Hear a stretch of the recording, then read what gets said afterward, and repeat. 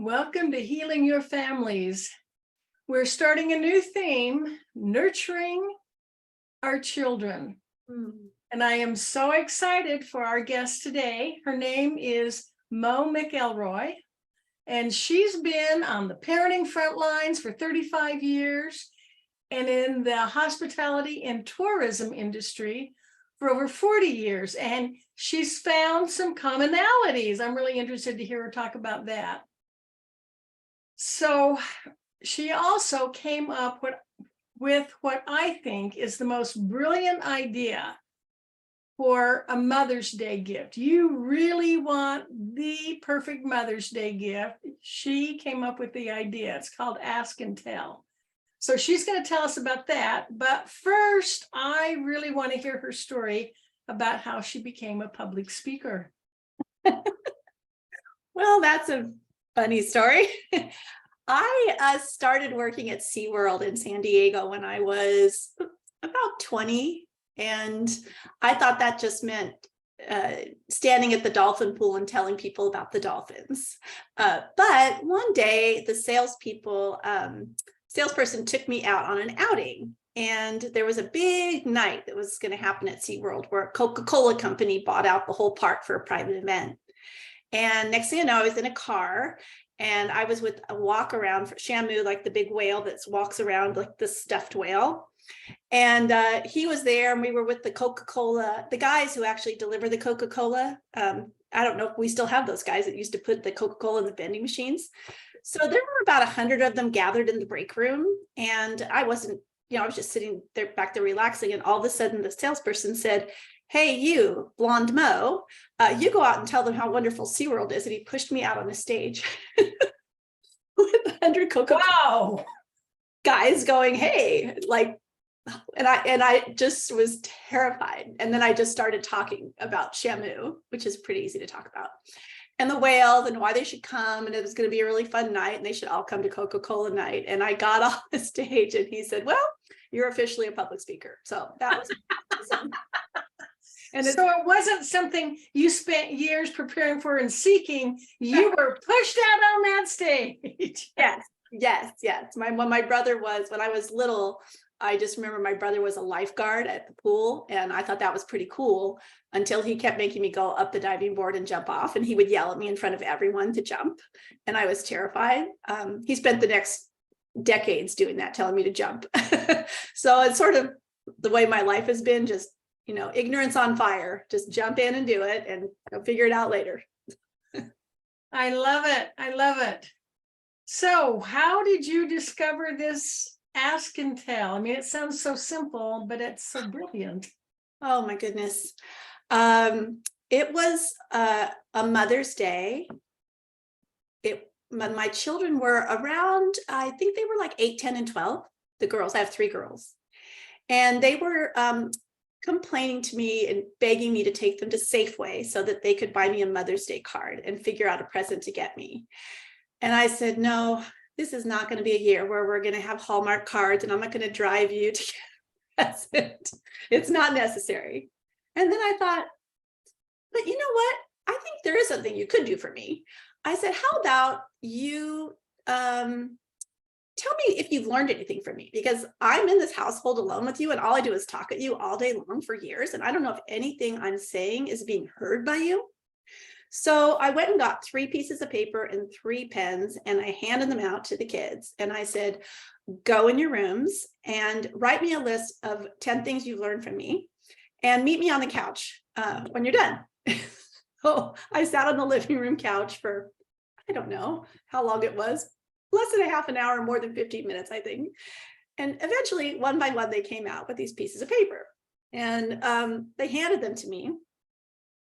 And I started to read these lists of what they had learned from me.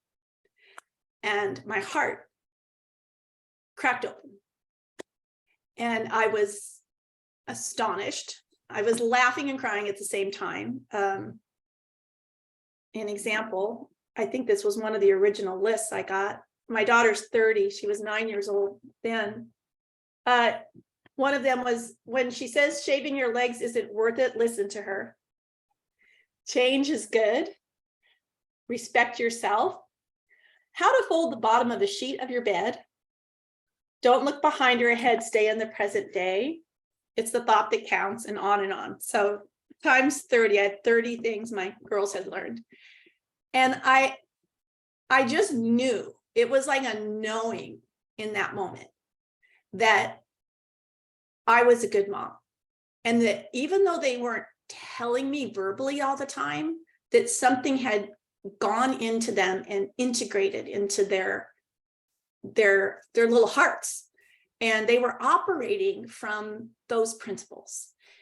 And I stopped being like the pressure of being a mom and more of being a team with them.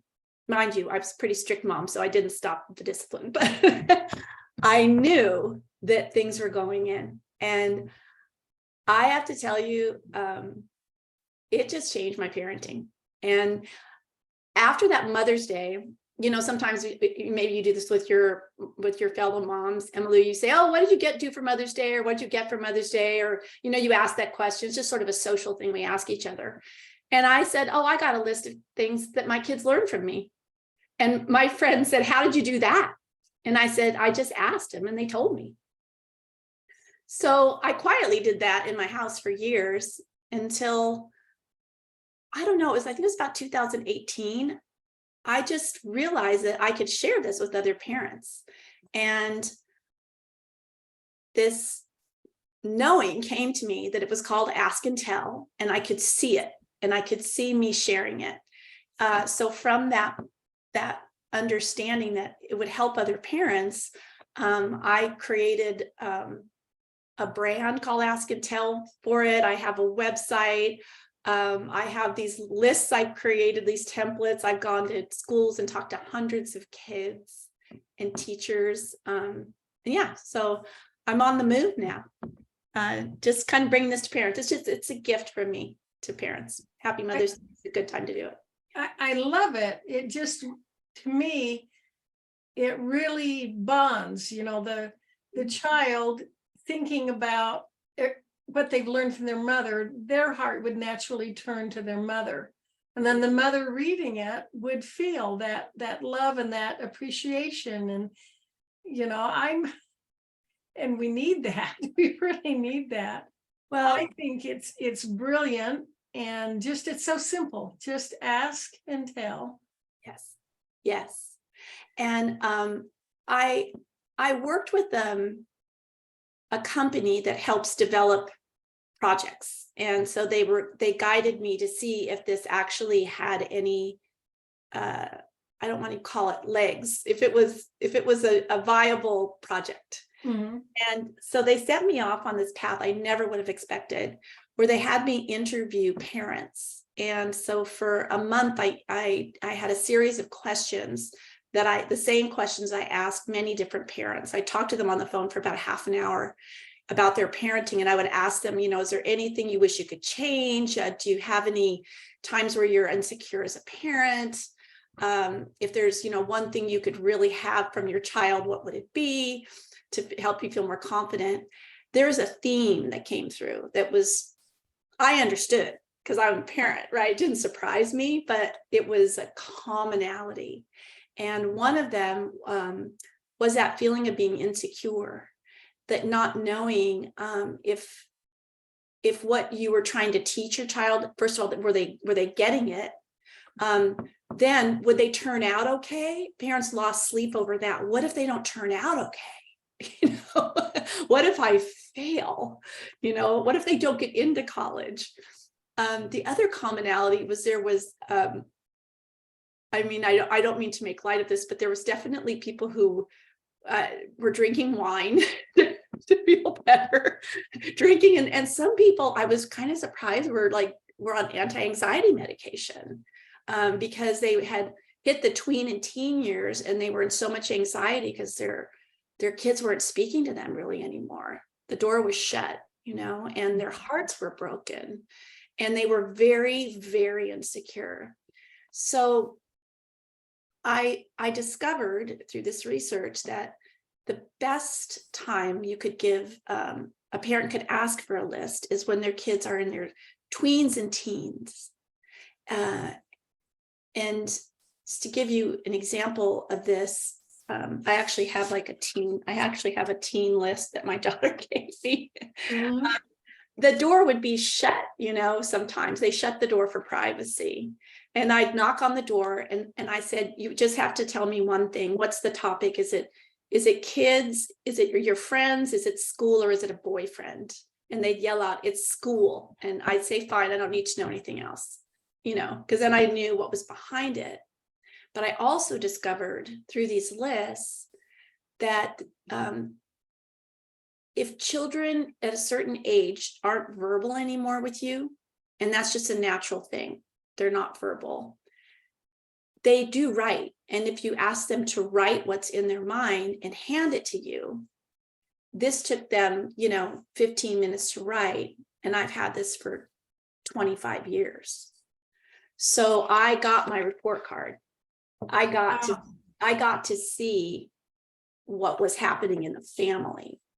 And I believe it helped to make my family healthier, more communicative. And I didn't have to go down that rabbit hole of insecurity. Actually, I just didn't have to go there anymore. So that's kind of the science behind it. That's huge. That's huge. And I totally agree. We put so much pressure on parents and they get so much criticism.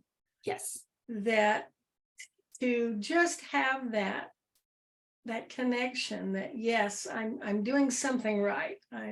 Yes. And I had not thought of it, that communication piece, how, yes, you're right. There is that time where they just seem to pull away.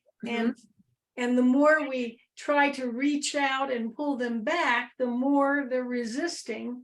Yes. So having a simple way, and I love that you said, if they don't talk, they will still write, asking them to write. Yes. That's just brilliant. I love it. Now I'm really curious if we can kind of shift into, so you said you saw some commonalities between parenting and hospitality and tourism. Well, I mean, I always say there's one thing you can't do with a child. You can't make them pee, eat, or sleep.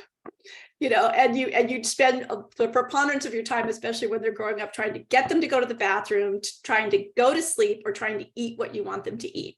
And it's really that way when you're marketing, when you're a marketer in hotels, you're trying to, or in hospitality, you're always trying to get people to stay at this place, or you're trying to get them to, eat this food, or, you're always trying to get people to do what you want them to do.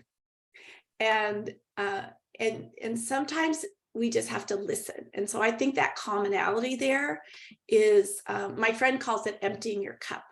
So the way she says is, if somebody says to you, oh, would you like a glass of orange juice? And your cup is full, right? I didn't know I had this prop here right now. That worked out very well. And you're just talking to them, right? You're trying to fill their cup. Well, they can't hold anymore. So you have to empty your cup. And when you allow them to empty the cup, that means if you let someone talk to you and you just listen, then when they're empty, they're open and ready to hear what you might want to say.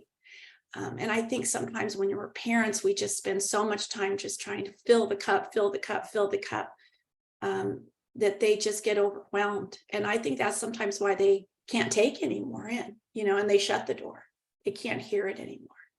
So I think ask and tell it's a quiet way, nonverbal communication that really is a live wire of communication, even though it's quiet and it comes across, like this. It's really a live wire. There's a lot of energy to it, and it's a different kind of energy. Well, and it's basically non-threatening. You're not saying, write the three things, the things you love about me, or you're just, what have you learned? Yes. And that's very non-threatening.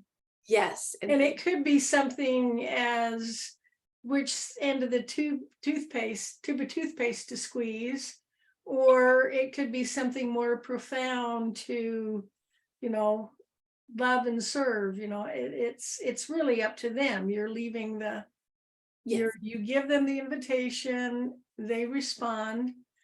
And so it sounds like you used a lot of the same skills in, well, I love that idea of knocking on their door and saying, just answer one question. Is it, giving them options. Just give them an option. And, to just the other tie to the hospitality, because you asked me, that came up that I ran visitor centers for 12 years. And in my one visitor center that I ran, Santa Rosa, we had 500,000 people come through in those 10 years. And there were two types of employees that I had.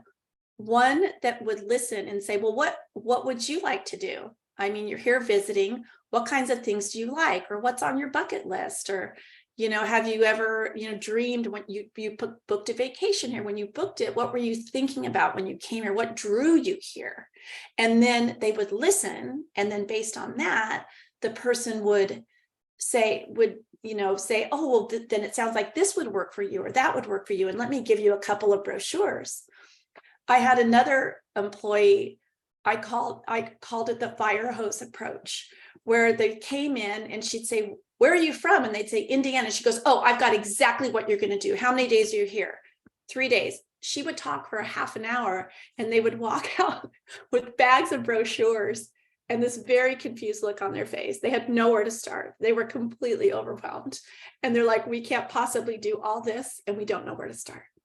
So that's that example of of listening first. And listening is a huge thing. It wasn't my parenting, to be able to listen and to not have to react, just to listen. I think sometimes in parenting, the other thing when you talked about how they don't, they stop communicating a little bit. I tend to take things personally in my life.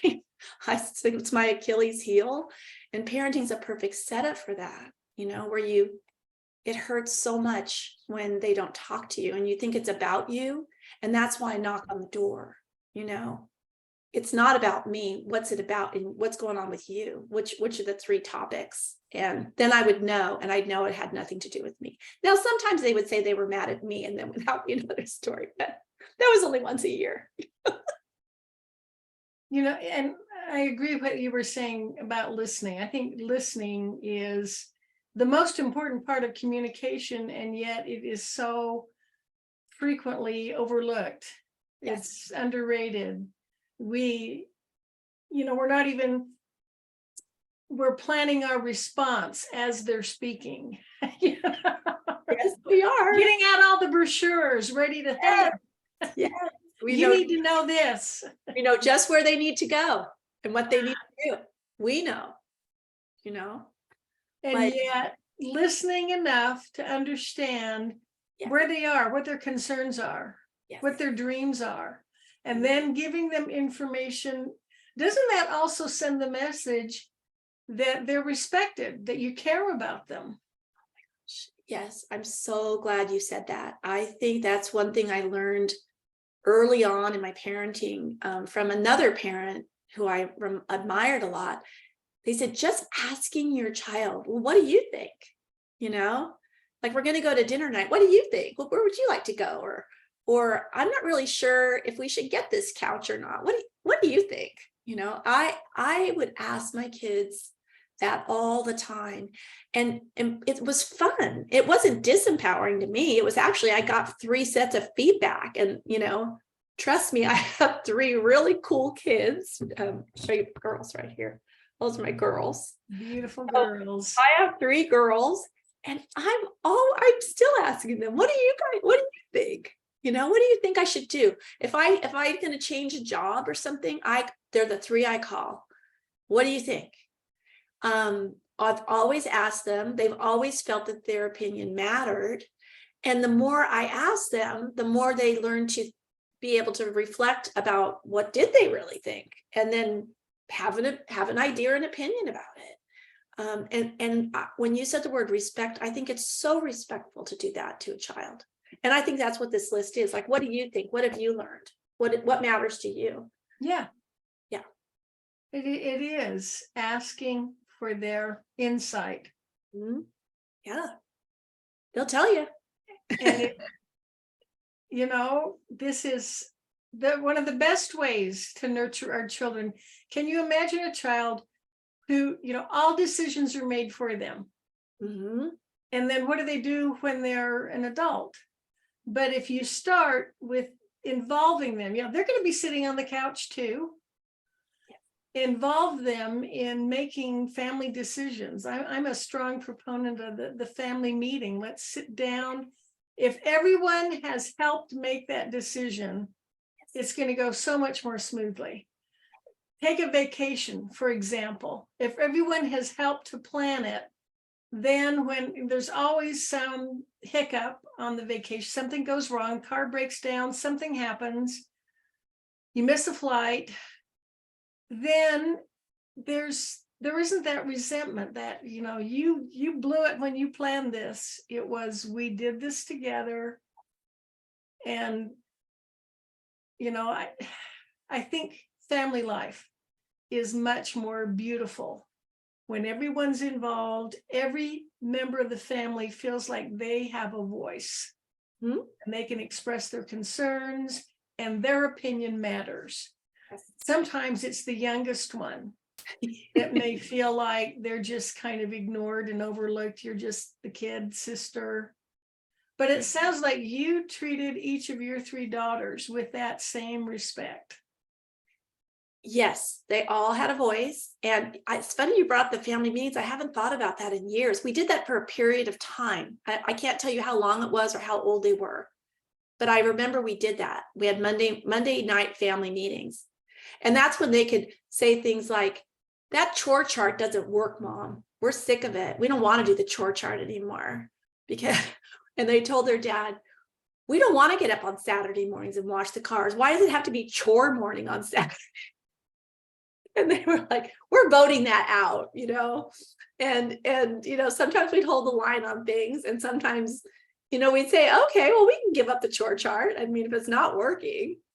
So it was a little bit of a democracy, Yeah, well, parents are the adult leaders of the home. They do have that responsibility, but we don't have to always do things our way. There's more than one way to keep the house neat and orderly. It doesn't have to be Saturday morning. How about 15 minutes every day? Yes. Or letting people choose, just that, okay, by this time, we can expect that the area you have chosen is clean. But, that, again, giving them that buy-in just makes it so much smoother, so much more effective. So I love your Ask and Tell. I think it's brilliant. And Mother's Day, birthdays, Christmas, anytime you need that as a mother, you need that feedback, that insight, yes, that boost to your morale, and that bonding with your children. It's huge. So now tell us about your website. Tell us the URL, and you're also on LinkedIn and Facebook, right?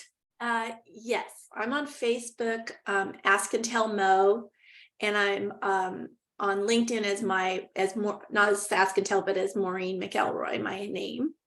My website is askandtell.org, and it's a resource. You'll see some lists from different kids, my kids and other kids. You'll see some quotes from parents, but mostly you'll see a button that says start your list, and you can go in there, and I have templates there that I made for grandmother, for dad, for mom. I've got a blank one there. If you have the kids might have a mentor that they really care about. Maybe they have an aunt or an uncle that's really meaningful to them. I make it broader than mom. Some kids don't have a mom. So I'm sensitive to that as well. Sometimes they love their teacher. I have the templates in different languages. I think I have up there now Spanish, French. I think I have German up there as well. So a few languages as well. Yeah, and there's a way to reach me there too. I love to go speak. So I love to speak at schools. I bring Ask and Tell to assemblies at schools. So I can do it for the whole school. And then the kids all get together and we talk about, what our parents taught us, or, what our grandmas and grandpas taught us. And then the kids go back in their classroom and they create the lists, and then as an activity in school, and then bring them home to the moms and the dads. Yeah. What a wonderful thing. What a wonderful gift. I love it. So they can, on your website, they can also connect with you if they want a speaker. Yeah, they can connect with me if they want a speaker, and they can just look at the list. And sometimes, that kids like to draw their own, but sometimes you need a little starter. Yeah. To do that as well. And I love that you said the different days, because it can be a holiday, Mother's Day. They're wonderful for, Christmas and things like that. But also you just reminded me that it's really a beautiful thing when kids are going off to college to give to their parents when they leave home. Oh, yeah. Yeah. Yeah. Yeah. Many of my friends have the lists framed in their house and on the walls. Mm-hmm. That's another tender time when they're old enough, they start leaving home. Oh, yeah. Sometimes some parents have a real tough time adjusting to that. So having something like this as a remembrance, that would be wonderful. Yes. And again, it's an effective way to nurture children, because you're giving them voice, you're teaching them to reflect, and gratitude. I think gratitude is huge. If we can teach our children to be grateful, they'll be happy. Because there's always something to be grateful for. Yes. It's a big deal. And I think, children, they do listen, but mostly they watch us, and they imprint, so as a grateful parent, saying that out loud, I would drive my kids crazy. I live on the river. It's right here in my backyard. And I would say, can you believe, aren't you grateful we live on the river? They're like, Mom, it's been 10 years. You say that every day. And I said, I know, because I'm grateful.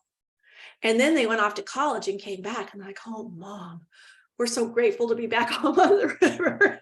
I said, I know. So I think verbalizing it, and then also just what do you call it? Actions speak louder than words. So they watch us as well. So our gratitude, they see it, and then they become it. Oh, absolutely.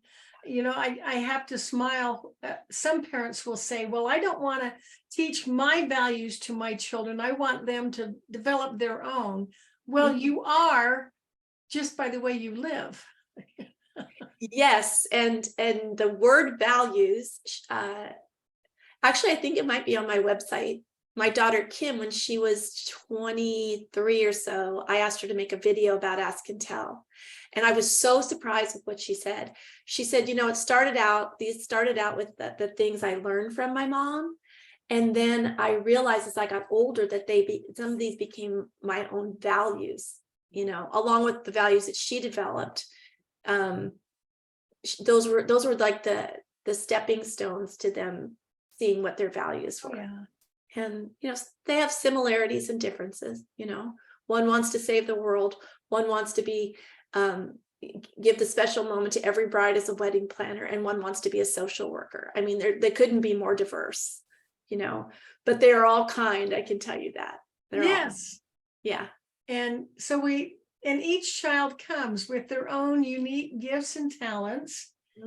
And as we nurture them, so they can become their best self, and that underlying value of wanting to serve others and be kind. Yes. We do that by the way we live. I agree. They are watching us. They know. And they're also become leaders. And it's very interesting, because now I can speak to you as a mother of grown children. So now I've gone through 3 high school graduations, 3 college graduations, many career moves. And now I see the leadership, like how they lead and what's important to them. And I also work in the professional environment my whole life too. And I can see the leaders that I'm attracted to. I could see their values, and they must have come from growing up, I imagine. I see some leaders that I don't have a lot of respect for, that I don't really want to hang out with in my business world, because they're dictatorial, and it's like they're insistent, and it has to be their way. And I have this little voice, I don't say it out loud, I'm like, are you an only child that got anything you wanted? Or shared your toys, you know? Were you the petty tyrant on the playground that, you know, you own the swing and you wouldn't let the other kids get You there? didn't learn to share. Didn't learn to share, you know? So it's funny how you can kind of scale it up a few years and see what we're doing as parents is I often said I didn't, now I'm part of a global project building a school in another country. But this is now in my 60s. But when I was in my 20s and 30s and 40s, I just wanted to raise my kids. That was my globe. That was my universe. That was everything. And I was a full-time mom for many years. So I was like, all I can do is make them the best they can be. I can't think about all that stuff, politics and everything going out in the world. I didn't have time for any of that. It was all like in this cosmos of my living room. And I feel like somehow or another, I knew that if I did that well, it would ripple out. And it has rippled out far beyond anything I could imagine with my children. You were making the world a better place. Yes. By strengthening your family, nurturing your daughters, and teaching them. Yes. One day at a time. I mean, sometimes it's like 1 hour at a time with 3 teenagers in the house by myself. I'm not saying it was pretty. I mean, it was like a tapestry. It was like pretty on the outside, but on the back end, you could see all the knots and threads. It was just a mess, you know. Typical family life. Yeah. Oh, Mo, thank you so much for joining. I love what you're doing. I love your idea, and you shared so many gems. Thank you. Thanks on family and mothering and what it means to nurture. I just thank you so much. They can go to askandtell.org. Yes. Or they can find you on LinkedIn or Facebook. I remember you're Maureen on one and Mo on the other. I know my mom named me Maureen, and I got the name Mo out of it somehow. So I'm sorry, it's a little confusing. I'm on Instagram, Ask and Tell Mo. Ask and Tell Mo. On Instagram. So if you find me there, you can find me on Facebook. And my 30-year-old daughter is now doing all my social media channels, and she's committed to getting all of these lessons up there on all social media. So wow. That's what she's doing. And on Mother's Day, she and I were invited to yoga for kids in San Francisco. So we're going to sit on the mat with the kids, do some yoga, and they're going to write lists to their moms on Mother's Day from the yoga mat. So how nice. Yeah, it just keeps spreading. I love it. I hope everybody who listens, all my viewers, ask and tell. If you're a mom, ask your children. If your mom's still living, write out the list for her. Yes, let's just keep this beautiful idea spreading. And we're going to continue with this theme for the rest of the month. Next week, we're talking about how that nurturing begins even before birth. So join me next week at the same time. Until then, love yourself, love your families. Let's make the world a better place by strengthening families. And this is Emma Lou Penrod at healingyourfamilies.com.